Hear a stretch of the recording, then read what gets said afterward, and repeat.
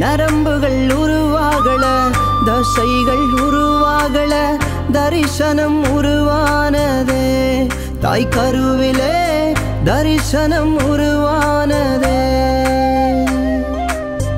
எலும்புகள் உருவாகல, நரம்புகள் உருவாகல, தசைகள் உருவாகல, தரிசனம் உருவானதே. தாய் கருவிலே தரிசனம் உருவானதே.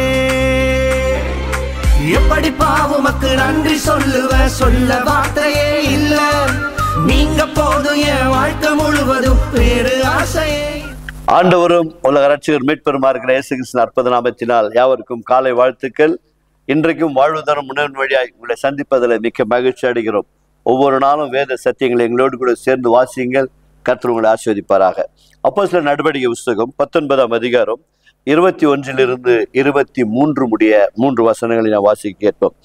இவைகள் முடிந்த பின்பு பவுல் மக்கதோனியா, ஆகாயா என்னும் நாடுகளில் சுற்றி நடந்து எருசலேமுக்கு போகும்படி ஆவியில் நிரணம் பண்ணி கொண்டு, நான் அங்கே போன பின்பு ரோமாபுரியையும் பார்க்க வேண்டியது என்று சொல்லி தனக்கு உதவி செய்தவர்களில் 2 பேராகிய தீமோத்தேயுவையும் எரஸ்துவாவையும் மக்கதோனியாவுக்கு அனுப்பிவிட்டு தான் பின்னும் சில காலம் ஆசியாவிலே தங்கினான். அக்காலத்திலே இந்த மார்க்கத்தை குறித்து பெரிய கலகம் உண்டாயிற்று. செபிப்போமாக. கிருபை உள்ள நல்ல ஆண்டவரே, மீண்டுமா இந்த கால வேளைக்காக நன்றி செலுத்துகிறோம்.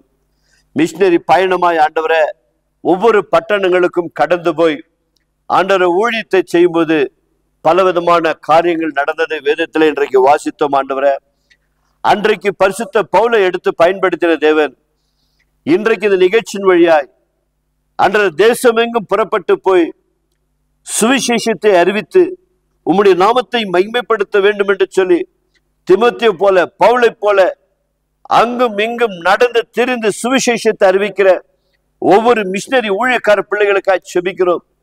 ஏன் பட்டணங்களிலே, கிராமங்களிலே எத்தனை ஊழியக்காரர்கள் இப்படியாய் ஆண்டவரே உம்முடைய நாமத்திற்கு மகிமையாய் தேவனுடைய ராஜ்யத்தை கட்ட வேண்டும் என்று சொல்லி ஊழியத்தை உண்மையாய் உங்களுக்கு நாமத்திற்கு மகிமையாய் செய்து வருகிற எல்லா ஊழியக்கார பிள்ளைகளை கர்த்தர் ஆசீர்வதிப்பீராக.